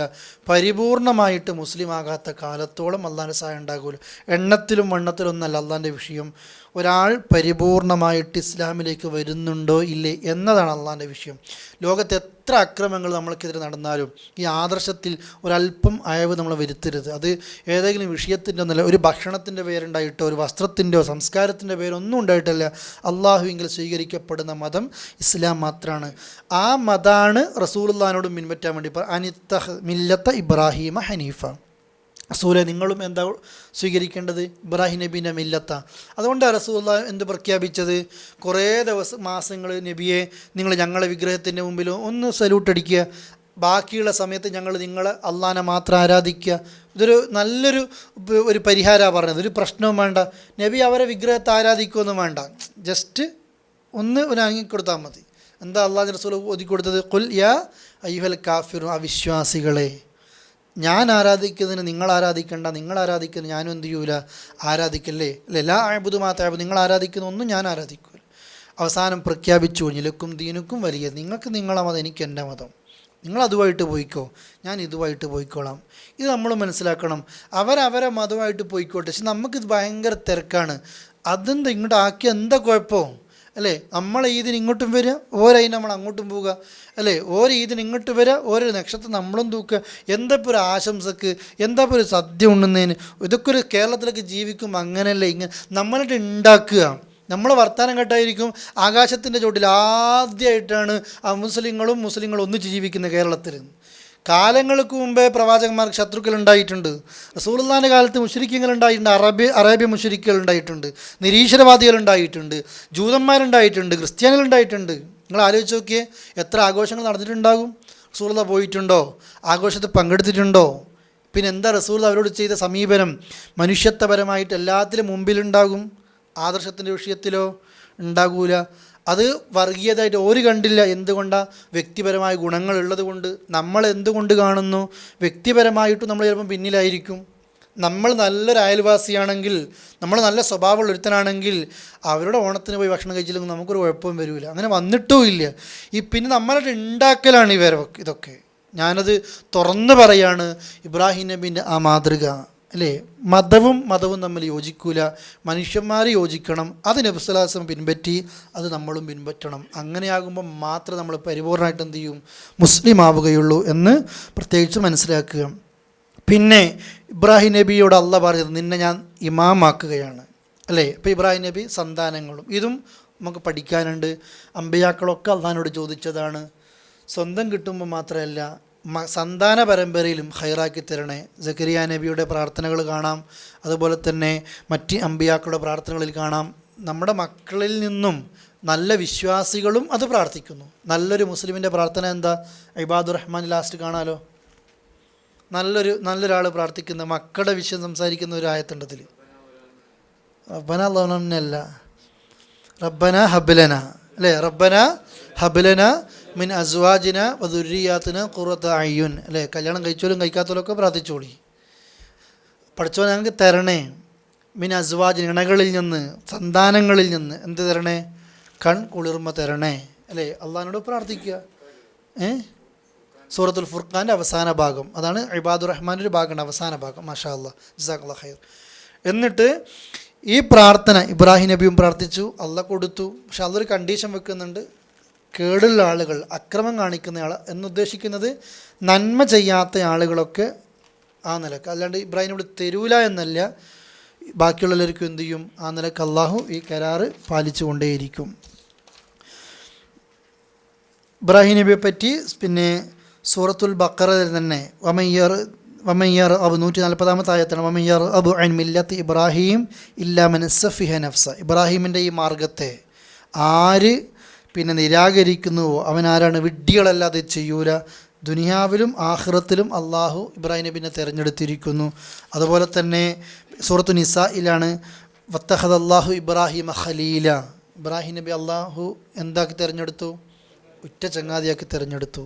അത്ര അനുഭവിപ്പിച്ചു ഇബ്രാഹിം അലൈഹി സ്വലാത്തു വസ്സലാമിനെ അള്ളാഹു തആല. അതുകൊണ്ടാണ് എന്തിലും ഇബ്രാഹിം നബി പൂർത്തിയാക്കി എന്ന് പറഞ്ഞത്. നെക്സ്റ്റ് ആയത്ത് ഇത് ജഅൽനൽ ബൈത്ത എന്നുള്ള ആയത്തല്ലേ? 125 എന്നുള്ളത് അവിടെ ചെറിയൊരു പ്രശ്നമുണ്ടല്ലേ? നിങ്ങളിലുണ്ടോ? അത് 7 പോലെ ഉണ്ടോ? 7 പോലെ ഉണ്ടോ അവിടുത്തെ ചിഹ്നം? ഓക്കെ, ചില പ്രിൻറ്റിൽ അത് വന്നിട്ടുണ്ട്. 125 ആയത്തട്ടോ. വ ഇത് ജഅൽനൽ ബൈത്ത, വ ഇത് ജഅൽന തീർച്ചയായും നാം ആക്കിയ സന്ദർഭം, അൽ ബൈത്ത വീടിനെ ഉദ്ദേശിക്കുന്നത് കഅബയാണ്, മസാബത്തൻ ഒരു സങ്കേതം, ലിന്നാസ് മനുഷ്യർക്ക്, വ അംനൻ നിർഭയവും, അഥവാ അല്ലെങ്കിൽ ഒരു അഭയം, ഒരു അഭയസ്ഥാനമാക്കുകയും ചെയ്തു. കഅബയെക്കുറിച്ച് 2 കാര്യം അള്ളാഹ് പറഞ്ഞത്. ഒന്ന്, ജനങ്ങൾക്കുള്ള ഒരു സങ്കേതമാക്കി ആ കഅബയെ മാറ്റി. എല്ലാവരും അവിടത്തേക്കാണ് എന്ത് ചെയ്യുക? എത്തുക. എല്ലാവരും അങ്ങ് വ അംനൻ, അവിടെ കയറിക്കഴിഞ്ഞാൽ എന്താണ്? ഒരു നിർഭയത്വം കിട്ടും ആളുകൾക്ക്, അല്ലേ? അതുകൊണ്ടാണ് ഹറമൈൻ, ഇവിടെയും ഹറമാണ് അപ്പുറത്തും ഹറമാണ്. ആ രണ്ടിനുള്ളിലും മക്കത്തും മദീനത്തും ആ ഹറമിൻ്റെ ഉള്ളിൽ വെച്ച് ഒരാളെ കൊണ്ട് പ്രവേശിക്കുമ്പോൾ അവർക്ക് എന്താണ്? അവർക്ക് സേഫായി കഴിഞ്ഞവർ, നിർഭയത്വം കിട്ടിക്കഴിഞ്ഞു. ഒന്നാമത്തത് മസാബത്ത്, എല്ലാത്തിൻ്റെയും ഒരു കേന്ദ്രമാക്കിയിട്ട് അള്ളാഹു തആല ആ ഭാഗത്തേക്ക് മാറ്റി. കഴിഞ്ഞ ക്ലാസ് ഞാൻ പറഞ്ഞിരുന്നു, എല്ലാവർക്കും അങ്ങോട്ടേക്കൊരു ഇഷ്ടമാണ്. ഇബ്രാഹിം നബി അള്ളാഹിനോട് പ്രാർത്ഥിച്ചു, നാദാ ഫജ്അൽ അഫ്ഇദതം മിനന്നാസ് തഹ്വി ഇലൈഹിം, ആളുകൾക്കൊക്കെ അങ്ങോട്ടേക്കൊരു ആകർഷകത്വം, ഒരു ഇഷ്ടം കൊടുക്കണേന്ന്. അത് ഇന്നും അല്ലേ നമ്മൾക്കൊക്കെ തരുന്ന അള്ളാഹു നിലനിർത്തി തരുമാറാകട്ടെ. എല്ലാവർക്കും ഇഷ്ടമാണ്. ഒരിക്കലും ഉംറ ചെയ്ത ആൾക്ക് ഒരു ഹജ്ജും കൂടി ചെയ്യണേ. ഹജ്ജിന് വന്ന നാട്ടിൽ താജിമാർ പോകുമ്പോൾ എന്താ പറയുക? നാട്ടിലെത്തിക്കഴിഞ്ഞാൽ എങ്ങനെയെങ്കിലും ഒരു ഉംറക്ക് അങ്ങോട്ട് എത്തണേ, അല്ലേ? നമ്മളെത്ര കാലമായി പോകുന്നു? അവിടെ അല്ലാതെ 2 വട്ടം റിയാദിൽ പോയി നമുക്ക് മടുത്തു കഴിഞ്ഞു. 2 വട്ടം തൊട്ട് അപ്പുറത്ത് നമ്മൾ പോയി കഴിഞ്ഞാൽ, നമ്മൾ ഒരു ബീച്ചിലോ ഒരു പാർക്കിൽ നമ്മൾ പോയി കഴിഞ്ഞാൽ 3ാമത് പോകണമെങ്കിൽ ആരെങ്കിലും വിസിറ്റേഴ്സ് ഇങ്ങോട്ടേക്ക് വരണം, അവർക്ക് വേണ്ടിയിട്ടൊരു പോക്കാണത്. പക്ഷെ അങ്ങനെയല്ല കഅബ. നമ്മൾ ഈ നാട്ടിൽ നിന്ന് പോകാത്ത എന്താ? ഒരാളോട് അഭിമാനം പറയുന്നത് എന്താ? അവിടെ നമുക്ക് വിചാരിക്കുമ്പോഴൊക്കെ ഉംറക്ക് പോകാം, കഅബയുടെ അടുത്ത് പോകാം. അത് മനുഷ്യരുടെ മനസ്സിലേക്ക് അള്ളാഹ് ഇട്ട് കൊടുക്കണം. ഇബ്രാഹിം നബി പ്രാർത്ഥിച്ചതാണ്, നാദാ ആ ഇഷ്ടം കൊടുക്കണേ, അല്ലേ? അത് ഇന്നും നിലനിൽക്കുന്നു. അങ്ങനെ എല്ലാവരും ഹജ്ജിന് വേണ്ടി, ഉംറയ്ക്ക് വേണ്ടി, സിയാറത്തിന് വേണ്ടി ആ നിലക്കൊക്കെ കഅബയിലേക്ക് എത്തുന്നു. പിന്നെ വ അംന, ഒരു അഭയകേന്ദ്രമാണത്. വമൻ ദഖലഹു കാന ആമിന, ആരെങ്കിലും കഅബത്ത് കയറിയാൽ എന്തായി? അവൻ അഭയം പ്രാപിച്ചു. ജാഹിലിയത്തിൽ പോലും എൻ്റെ ബാപ്പാനെ കൊന്ന ഒരാളെ ഞാൻ പിന്നെ ഈ ഹറമിൻ്റെ ഉള്ളിൽ കണ്ടാലും ഞാൻ അവൻ എന്ത് ചെയ്യൂല? ജാഹിലിയത്തിൽ ആൾക്കാർ പോലും, മുശ്രിക്കുകൾ പോലും എന്ത് ചെയ്യൂല? അവർ തിരിച്ചു കൊല്ലൂല. അതിൻ്റെ ഉള്ളിൽ അത്ര പവിത്രത അവരെന്ത് ചെയ്യുന്നുണ്ട്? കാണിക്കുന്നുണ്ട്. ഇതാണ് ഇബ്രാഹിം അലൈഹിസ്സലാത്തു വസ്സലാം പിന്നെ ആ കഅബത്തെക്കുറിച്ച് അള്ളാഹുവിൻ്റെ ഖുർആനിൽ അതുള്ളൊരു വചനം. എന്നിട്ടോ വത്തഖിദു, നിങ്ങൾ സ്വീകരിക്കണം, നിങ്ങൾ ഉണ്ടാക്കുവിൻ, മിൻ മഖാമി ഇബ്രാഹീമ മുസല്ല, ഇബ്രാഹിം നിന്ന ആ സ്ഥാനത്ത് ഒരു നിസ്കാര സ്ഥാനം നിങ്ങൾ ഉണ്ടാക്കണേ. ഇബ്രാഹിം നബി കൊടുത്ത അള്ളാഹ് ഇങ്ങനെ എണ്ണി പറയാ, അല്ലേ? ഒരു പിന്നെ ഭൂമിയിൽ നമ്മളെപ്പോലെ ജീവിച്ച ഒരു മനുഷ്യൻ അള്ളാഹു പ്രവാചകനായി തിരഞ്ഞെടുത്തു, ഖലീലായി തിരഞ്ഞെടുത്തു, കൊടുക്കുന്ന പദവികളായത്. ഇബ്രാഹിം നബീനെ ഓർക്കാതെ കഅബ നമുക്ക് ഓർക്കാൻ കഴിയൂല. ഹജ്ജില്ല, ഉംറയില്ല, ഒന്നുമില്ല.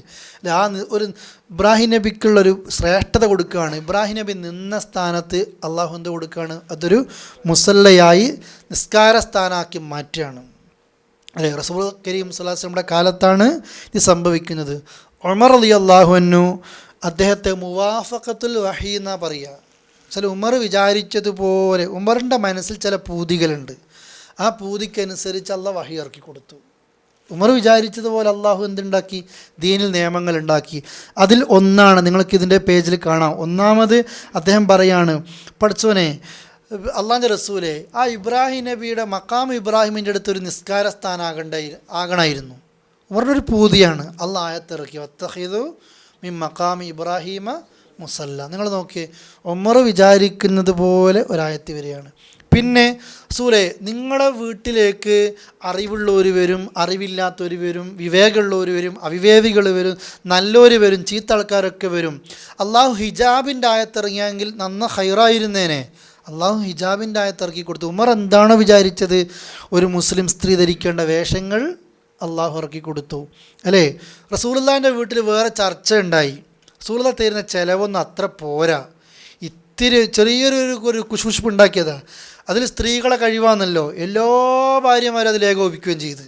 നമുക്ക് എല്ലാവർക്കും കൂടി ഒന്ന് പറഞ്ഞോക്കാം, ഇതൊന്നും ദുനിയാവിലെ സൗകര്യമൊന്നും പോരാ, അല്ലേ? നമ്മളോട് ആൾക്കാരൊക്കെ പറയൂലേ, പിന്നെ ഇങ്ങനെ നടന്നോ ദേവത്തും ക്ലാസ്സും, ഖുർആൻ ക്ലാസ് തന്നെ ഖുർആൻ ക്ലാസ്, ഒന്നും ഇവിടെ ഒന്നും ഇല്ല, ഇതൊക്കെ അല്ലേ? ആ നിലയ്ക്ക് റസൂലുള്ളാഹിൻ്റെ ഭാര്യമാരും അവരുടെ സ്വഭാവം വെച്ചിട്ട് ഒന്ന് പറഞ്ഞു, ചെറുതായിട്ടൊരു അഡ്ജസ്റ്റ്മെൻറ്റ്, ഇതൊന്നും ഒരു സുഖം കിട്ടുന്നില്ല എന്നുള്ളൊരു ചർച്ച അതിലെല്ലാ ഭാര്യമാരും ഒരുമിക്കുകയും ചെയ്തു. അപ്പോൾ ഉമർ റളിയല്ലാഹു അൻഹുവിൻ്റെ മനസ്സ് പൂതി, അല്ലേ? അള്ളാഹിൻ്റെ റസൂല് നിങ്ങളാണ്ട് മൊഴിചൊല്ലുകയാണെങ്കിൽ ഇതിലും ഖൈർ അള്ളാഹിൻ്റെ റസൂലിന് ആര് കൊടുക്കും? അള്ളാഹ് കൊടുക്കും, അല്ലേ? അള്ളാഹ് കൊടുക്കും. സൂറത്തു തഹ്രീമിൽ അള്ളാഹ് ആയത്തിറക്കി, അസാ റബ്ബുക്കും എന്ന് പറയുന്ന സൂറത്തു തഹ്രീമിൻ്റെ ആദ്യ പേജിൽ നിങ്ങൾക്ക് കാണാം, അല്ലേ? നിങ്ങളെക്കാളും ഖൈർ. മൂന്നും ഉമർ മനസ്സിൽ കരുതിയതാണ്. മൂന്നിനും അള്ളാഹു എന്ത് കൊടുത്തു? ആയത്തുകൾ കൊടുത്തു. അതുകൊണ്ടാണ് മുവാഫഖത്തുൽ വഹി എന്ന പേര് വന്നത്. അത് വഹീനോട് യോജിക്കുന്ന സംസാരം, അത് അങ്ങേയറ്റം പ്രവാചകരുമായിട്ട് അടുക്കുകയാണ്, അല്ലേ? അതിലേക്ക് എത്തുകയാണ്, ആ ദറജ എത്തുകയാണ്. അതിലൊന്നാണ് ഇബ്രാഹിം നബിയുടെ പിന്നെ മക്കാമു ഇബ്രാഹിം എന്നുള്ള ഭാഗം. എന്താ മക്കാമ് എന്ന് പറഞ്ഞാൽ നമ്മുടെ നാട്ടിലൊക്കെ കേൾക്കലുണ്ട്. മക്കാമു പിന്നെ ഏതെങ്കിലും തങ്ങളെ ഖബറുമ്മലാണ് നമ്മൾ മക്കാമ് എന്ന് കാണലല്ലേ? മക്കാമ് എന്ന് പറഞ്ഞാൽ മരിച്ച സ്ഥലം എന്നല്ല. ശരിക്കും മക്കാമ് എന്ന് പറഞ്ഞാൽ എന്താ? കാമ എന്ന് പറഞ്ഞാൽ എന്താ അർത്ഥം? നിന്നുക്കും, നിൽക്ക്. മക്കാം എന്ന് പറഞ്ഞാൽ നിന്ന സ്ഥലം. ഇബ്രാഹിം നബി ഇസ്മായിൽ നബിയെയും കൂട്ടി കഅബ പണിയാണ്. അപ്പോൾ ഇബ്രാഹിം നബി ചുമരുകൾ ഇങ്ങനെ പടവ് ഇങ്ങനെ പടുത്തുയർത്തുകയാണ്. അപ്പോൾ ഇങ്ങനെ ഹൈറ്റ് കൂടുമ്പോൾ ഇസ്മായിൽ നബി ഇങ്ങനെ കല്ലെടുത്ത് കൊടുക്കും. ഇബ്രാഹിം നബി ഒരു കല്ല് വെച്ചിട്ട് ആ കല്ലിൽ നിന്നിട്ട് ഇങ്ങനെ കഅബ പണിതു. ഒരു ഭാഗത്ത് പൂർത്തിയാക്കി അടുത്ത ഭാഗത്ത് വെച്ചു, അടുത്ത ഭാഗത്ത് വെച്ചു, അടുത്ത 4 ഭാഗത്തും ഈ കല്ല് വെച്ചിട്ട് കഅബയുടെ പണി പൂർത്തിയാക്കി കഅബേൻ്റെ അടുത്ത് തന്നെ കല്ലും വെച്ചു. ഇതാണ് ഇബ്രാഹിം നബി ചെയ്ത പണി. വെച്ചതൊന്നല്ല, അത് അവിടെ വെച്ചു. ഇബ്രാഹിം നബി ചെയ്തു. ഇബ്രാഹിം നബി അതുമേൽ നിന്നിട്ട് തന്നെയാണ് കഅബ പണി പൂർത്തിയാക്കിയത്. വർഷങ്ങൾ കഴിഞ്ഞു. എത്രത്തോളം പിന്നെ ഇബ്രാഹിം നബിയുടെ കാൽപാദങ്ങൾ അതിലുണ്ടായിരുന്നു. പിന്നെ അത് ആളുകൾ തൊട്ട് അത് മയഞ്ഞു പോവുകയും ചെയ്തിട്ടുണ്ട്. പിന്നെ ഉമർ റളിയല്ലാഹു അൻഹുവിൻ്റെ കാലത്ത് ഒന്നുകിൽ കഅബത്തിൻ്റെ അടുത്ത് വലിയ വെള്ളപ്പൊക്കം നടന്നിട്ടുണ്ടായിരുന്നു, അല്ലേ? പിന്നെ ഒരുപാട് അങ്ങനെ വെള്ളപ്പൊക്കം നടന്നുകൊണ്ടാണ് ഇന്നും നിങ്ങൾക്ക് കഅബയുടെ ചരിത്രം അറിയായിരിക്കുമല്ലോ. അറിയാത്ത ആൾക്ക് വേണ്ടി സാന്ദർഭികമായി സൂചിപ്പിക്കുന്ന, നമ്മൾ ഒരു കിണറിന് ഇങ്ങനെ ഒരു മറ കിട്ടിയതുപോലെ കാണലുണ്ട്. ഏത് ഭാഗത്താണ് കാണുമെന്ന് പറഞ്ഞേ? ഹജറുൽ അസ്വദിൻ്റെ അടുത്ത് നമ്മൾ തവാഫ് തുടങ്ങും, കഅബേൻ്റെ ഡോറ് കഴിയും, അല്ലേ? ഹജറുൽ അസ്വദിൻ്റെ ഒരു കോർണർ, രണ്ടാമത്തെ കോർണർ ഹിജ്ർ ഇസ്മായിലിൻ്റെ കോർണറാണ്. ആ ഹിജ്ർ ഇസ്മായിലിൻ്റെ ഭാഗത്ത് കാണാം പകുതിയോളം കിട്ടിയൊരു മറ, അല്ലേ? അതെന്താ? അത് പിന്നെ കഅബ തന്നെ, അതിൻ്റെ ഉള്ളിൽ നിസ്കരിക്കുന്ന കാണാം. കഅബേൻ്റെ ഉള്ളാണത്. ശരിക്കും കഅബേൻ്റെ ഉള്ളിൽ നിസ്കരിച്ചതുപോലെ തന്നെയാണ്. സാധാരണ കൂലി തന്നെയാണ്. പ്രത്യേകത ഒന്നും അവിടെ നിസ്കരിക്കുന്നതിന് പ്രത്യേകിച്ചൊരു പദവികളൊന്നുമില്ല. കഅബേൻ്റെ ഉള്ളിൽ നിസ്കരിച്ചതുപോലെ കൂലിയിൽ വ്യത്യാസമില്ല. അതും പടുത്തുയർത്തുകയാണ്. അത് പിന്നെ ഈ വെള്ളപ്പൊക്കം നടന്ന് പിന്നീട് പൂർത്തിയാക്കിയപ്പോൾ കഴിയാതെ വന്ന് അങ്ങനെ വെച്ചതാണ്. നമ്മൾക്കറിയാം, ഈ ജാഹിലിയ്യത്തിൽ കഅബ പുനർനിർമ്മിക്കുന്ന സമയത്ത് പിന്നെ കള്ളിൻ്റെയും പലിശേൻ്റെ ഒക്കെ പൈസ ഒക്കെ കൊണ്ടുവന്നിട്ടുണ്ട്. പക്ഷേ ജാഹിലിയ്യത്തിലെ മുശ്രിക്കീങ്ങൾ പോലും എന്ത് ചെയ്തിട്ടില്ല? പിന്നെ ഈ പൈസയും കള്ളിൻ്റെ പൈസയും കഅബ ഉണ്ടാക്കാൻ വേണ്ടി സൂക്ഷിച്ചിട്ടില്ല. ഇന്ന് പള്ളിക്ക് വരെ അതൊരു പ്രശ്നമല്ല, അല്ലേ? പലിശാജിയും കള്ളാജിയും പെണ്ണാജിയും എല്ലാവരും എന്ത് ചെയ്യുമായിരിക്കും? ഇങ്ങനെ പള്ളിക്ക് കൊടുക്കുകയാണ്. ഓരോക്കും പള്ളി സെക്രട്ടറിയും പ്രസിഡൻറ്റും ഒക്കെ പൈസ നോക്കിയിട്ട് പലപ്പോഴും സംഭവിക്കൽ. അള്ളാഹു രക്ഷിക്കുമാറാകട്ടെ. ഒന്നത് കഴിഞ്ഞ് അതാണ് ഹിജ്ർ ഇസ്മായിൽ, അല്ലേ? ഇപ്പോൾ ഇബ്രാഹിം നബി 4 ഭാഗത്തും ഇത് പടുത്തുയർത്തി ആ കല്ലവിടെ വെച്ചു. കൊല്ലങ്ങൾ കഴിഞ്ഞിട്ട് പിന്നെ ഉമർ റളിയല്ലാഹുവിൻ്റെ കാലം വന്നു. ഉമർ റളിയല്ലാഹുവിൻ്റെ കാലം വന്ന സമയത്ത് പിന്നെ ഇതുപോലെ ഈ വെള്ളപ്പൊക്കം വന്നു. അതുകൊണ്ട് കല്ല് അവിടുന്ന് ഒലിച്ചു പോകുന്നുള്ള പേടി കൊണ്ടോ ഇനി അതല്ല, പിന്നെ ചരിത്രകാരന്മാരൊക്കെ ഒന്നുകൂടി എത്തുന്ന ഈ അഭിപ്രായവും തവാഫ് ചെയ്യുന്ന ആളുകളുടെ സൗകര്യത്തിന് വേണ്ടി ഉമർ റളിയല്ലാഹു കഅബയിൽ നിന്ന് കുറച്ച് ഇപ്പുറത്തേക്ക് എന്ത് ചെയ്തു, കല്ല് മാറ്റിയിട്ടുണ്ട്. ഇന്ന് നിൽക്കുന്ന സ്ഥലത്തല്ല, ഇന്ന് നിൽക്കുന്നത് ഉമർ റളിയല്ലാഹു ചെയ്തതിന് ശേഷം ഫൈസൽ രാജാവ് പിന്നെ കുറേ കൊല്ലങ്ങൾ കഴിഞ്ഞിട്ട്, അതായത് നമ്മുടെ ഈ അടുത്ത കാലത്താണ് ഫൈസൽ രാജാവിൻ്റെ കാലം ഉണ്ടല്ലോ, ആ സമയത്താണ് പിന്നെ ആയിരക്കണക്കിന് ആളുകൾ തവാഫ് ചെയ്യുന്നതിന് ഉമർ റളിയല്ലാഹു വെച്ച സ്ഥലത്തു നിന്നും ലോക മുസ്ലിങ്ങളുടെ പണ്ഡിതന്മാരുടെ അഭിപ്രായങ്ങളൊക്കെ ശേഖരിച്ചിട്ട് എല്ലാവർക്കും യോജിപ്പ് വന്ന ഒരു വിഷയമായതുകൊണ്ട് അല്പം കൂടി ഇങ്ങോട്ടേക്ക് ഇന്ന് കാണുന്ന രീതിയിലേക്ക് വാങ്ങി നിന്നത്. നമ്മളും വിചാരിക്കലുണ്ട് ഇബ്രാഹിം നബി നിന്ന കല്ല് എന്ന് പറയുമ്പോൾ ഇവിടുന്ന് നിന്നിട്ട് എങ്ങനെയാണ് കഅബ അവിടെ ഉണ്ടാക്കലെന്ന്, അല്ലേ? കഅബേൻ്റെ അടുത്തായിരുന്നുള്ളത്, അത് ഉമർ റളിയല്ലാഹു മാറ്റി, ഫൈസൽ രാജാവ് മാറ്റി. ഇന്ന് അത് നമ്മൾ കാണുന്നത് ഒരു ഗ്ലാസ്സിനുള്ളിലാണ്. ആ ഗ്ലാസ്സിനുള്ളിൽ ഒറ്റയടിക്ക് കല്ല് കാണുന്നില്ല. ഇബ്രാഹിം നബിയുടെ കാൽപാദങ്ങൾ കാണില്ല, കുഴിയാണ് അവിടെ. പിന്നെ അതിനെ ശരിക്കും മറച്ച് വെച്ചിട്ട് വെള്ളിയിലൊക്കെ നിർത്തി മരത്തിൻ്റെ കഷ്ണത്തിൽ നിർത്തിയിട്ട് അതിൻ്റെ സെൻറ്റിമീറ്ററും പിന്നെ അതുപോലെ തന്നെ ഉയരം എത്രയാണ്, വീതി എത്രയാണ്, റൗണ്ട് ഒക്കെ എന്ത് ചെയ്യുന്നുണ്ട്, ചരിത്രത്തിൽ രേഖപ്പെടുത്തി വെച്ചിട്ടുണ്ട്. മഖാമു ഇബ്രാഹിം എന്ന് പറഞ്ഞ ഗ്രന്ഥങ്ങൾ രചിക്കപ്പെട്ടിട്ടുണ്ട്. ചരിത്രകാരന്മാർ അത് എഴുതിയിട്ടുണ്ട്. നമുക്ക് അറബിയിൽ പിന്നെ അത് കിട്ടും, ഇംഗ്ലീഷിൽ അത് കിട്ടും, ഒക്കെ ഉണ്ട്. അതാണ് അതിൻ്റെ ചരിത്രം. നമ്മൾ മനസ്സിലാക്കണം, ഇന്ന് കാണുന്ന സ്ഥലത്തല്ല ഇബ്രാഹിം നബി എന്ത് ചെയ്തത്, നിന്നത്. അത് ഉമർ വെച്ചു, പിന്നീട് ആര് വെച്ചതാ, ഫൈസൽ രാജാവ് വെച്ചതാണ്. അങ്ങനെ ആ ഇബ്രാഹിം നബിയുടെ പിന്നെ മഖാമ് ഒരു നിസ്കാര സ്ഥലമാക്കി മാറ്റുക. അതാണ് ഇന്നും നമ്മൾക്ക് ഇബ്രാഹിം നബിയെ ഓർമ്മ വരും. കഅബയിൽ തവാഫ് കഴിഞ്ഞാൽ എപ്പോഴും നമ്മൾ ചെയ്യേണ്ടതാണ്. ആദ്യത്തെ തവാഫിന് മാത്രമല്ല, എപ്പം കഅബ തവാഫ് ചെയ്ത് കഴിഞ്ഞാലും കഅബ കൂടെ എന്തുണ്ടാകും, 2 റക്അത്ത് നിസ്കാരം ഉണ്ടാകും. ആ നിസ്കാരം എവിടുന്ന, ഇബ്രാഹിം നബിയെ തൻ്റെയും ഇബ്രാഹിം നബിയുടെ മഖാമിനെ തൻ്റെയും കഅബേൻ്റെ ഇടയിലാക്കുക.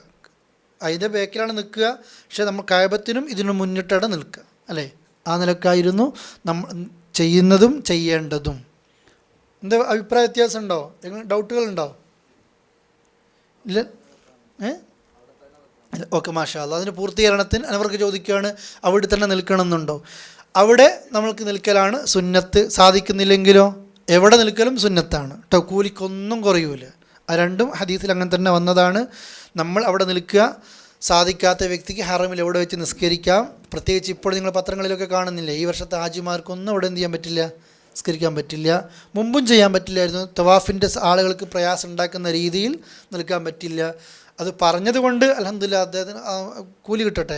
പിന്നെ നമ്മളെപ്പോഴും മനസ്സിലാക്കുക, നമ്മൾ ഇവിടുന്ന് നിരന്തരം പോകുന്ന ആളുകൾ പോലും ഈ തവാഫ് കഴിഞ്ഞിട്ട് പോലീസുകാരുടെ പിന്നെ റിവൺ കെട്ടിയിട്ടുണ്ടാകും, പാടില്ല എന്നുള്ള. ആ റിവണ്ട് മറികടന്നിട്ട് പോലും തവാഫ് ചെയ്യുമ്പം ആളെ ബുദ്ധിമുട്ടിച്ച് നമ്മൾ നിസ്കരിക്കുന്ന തിരക്കൂട്ടുന്ന ആൾക്കാരുണ്ട്. പാടില്ല. അത് ഒരു സുന്നത്തെടുക്കാൻ വേണ്ടി നമ്മൾ എന്ത് കാണിക്കാൻ പാടില്ല, ഹറാമ് കാണിക്കാൻ പാടില്ല.